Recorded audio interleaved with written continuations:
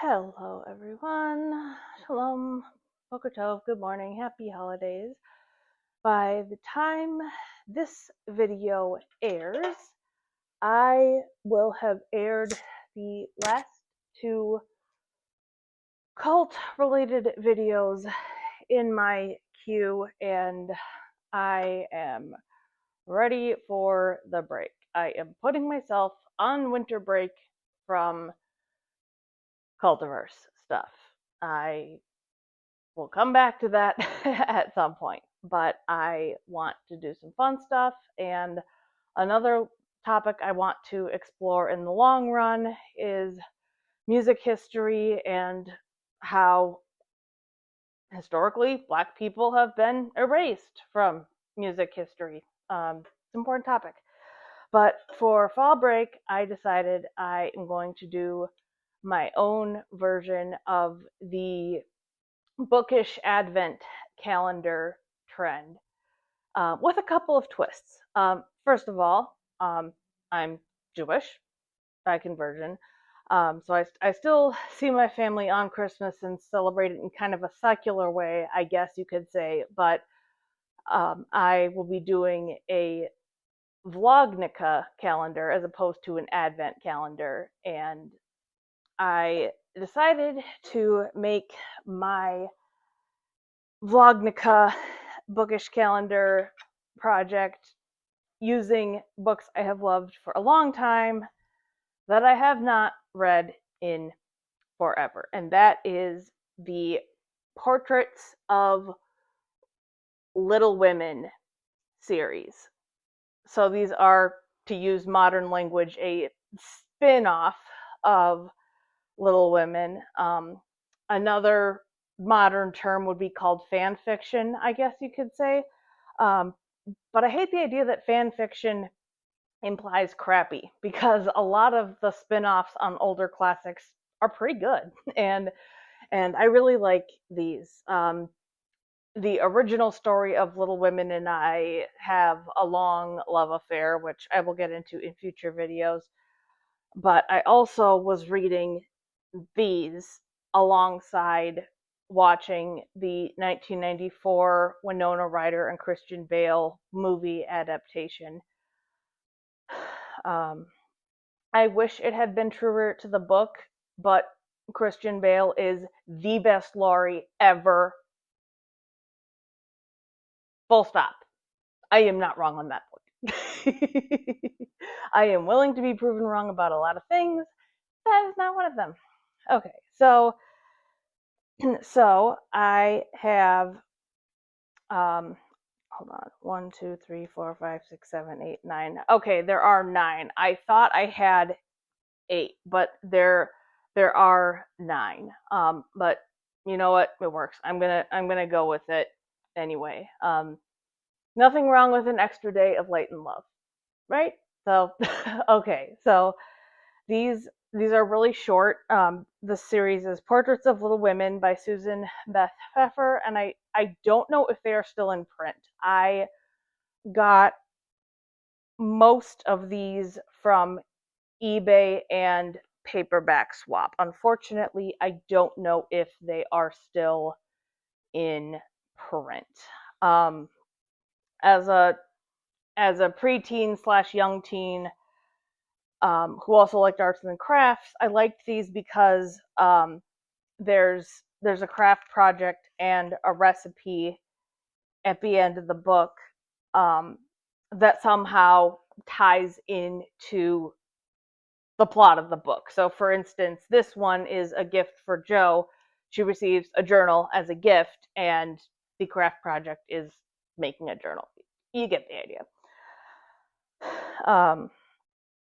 And so they're really short. The print isn't super big, but it's spaced well enough that I can still read them, in good light when my eyes aren't hurting me too much. So my Genius Katie plan for this project is I am going to put the names of each of the books on pieces of paper and put them in this jar with an accessibility twist.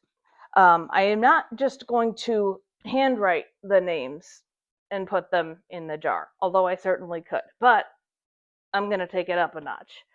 I am going to use this opportunity to practice my Braille skills. And I am going to write the names of all the books in Braille and draw out the names and read them in Braille. I'm still pretty quick with this, so I'm not going to film me actually doing it. I will demonstrate how you do this, and then I will do it off camera and then come back once I've done it. But you handwrite Braille with a slate and stylus. This looks like two slabs of plastic hinged together, so I'm opening and closing it upward like pages of a book. Okay, and when you open it up, one side has a bunch of little dots in the plastic, and then there's another piece that goes over it, and there's a bunch of holes. And these have been around since the invention of Braille text. They used to be made out of metal. A lot of times nowadays they are made out of plastic. And I'll do another short clip like showing what it actually looks like when you are writing it. But you take your Braille paper, and it's thicker. Sorry, I'm dropping things. It's quicker, and I can't talk apparently. It's thicker than your standard computer printer paper because you're poking holes in it. Okay, and so you're also writing it backwards. So you put it in like this, and you clamp it shut until you feel it all come together. And then you take your tools called styluses, and they look sort of like leather working tools. There's a metal point, and then there's a plastic handle. I'm guessing that before the days of plastic, the handles would have been made of wood. That's my guess. So I am going to Braille the names of all these books, and I am going to put them in this jar. I love this jar. It's adorable. It used to hold loose leaf tea or tea bags or something. Okay, it held tea bags. Okay. But the writing and the labeling is very subdued, which does not bode well for reading quickly when one is a VIP and needs high contrast. But it is perfect for pulling titles out of.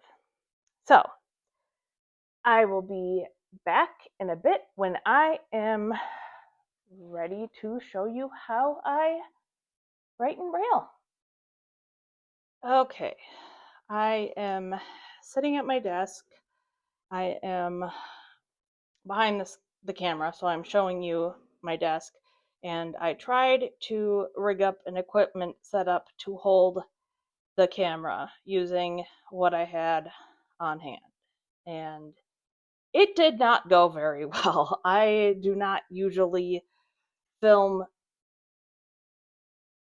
over top of what I am working on. If I decide to make this a regular thing that I do, I can find a way to make that happen. But right now, my computer monitor being in the way is posing kind of a problem. Hard to describe. So this is not going to be as clear as if I had the camera positioned stationary, over what I'm working on. But I will do my best to give you a very quick demonstration, and I will try to make this as easy to see as I can. Okay, so I'm going to Braille the title of this book, A Gift for Joe. And with Braille, it's like Hebrew in that you write left to right. Reverse that. You write right to left. Clearly, I need more coffee. So we're going to start on the right side, and you write the letters backwards. So you have to learn to read Braille before you can write it. And I usually use a stylus in each hand, one to do the writing and one to keep my place. But I only have two hands, much to my chagrin. Having more would be so useful. So I'm gonna very carefully, I'm gonna write a gift in Braille, and then I'm gonna turn this off because this is really hard to do with only one hand. All right, and it's the reverse of how you read it. So give me a minute here. All right, so it's A, and then each of these little squares is a Braille cell. So I skip a cell, that's like skipping a space in a word, and then in this one, all right, G. And I am actually going to stop the video here because E and I are the reverse of each other, and I always goof them up. So I need to look at my visual Braille chart and finish this, but I just wanted to show you how that's done. So you can see the backwards A and G, and if I flip the paper over, there you have it, an A and a G. All right, I'll be back soon with the next step of the project. Okay, so this is the words "A Gift for Joe" written out in Braille. And I only have to do this 8 more times, and then the jar will be complete. All right, back soon. If you enjoyed this video, please do me a huge favor and hit the thumbs up. And be sure to subscribe so you don't miss any future videos. All right, thanks for watching, and I'll be back soon. Like you Bye.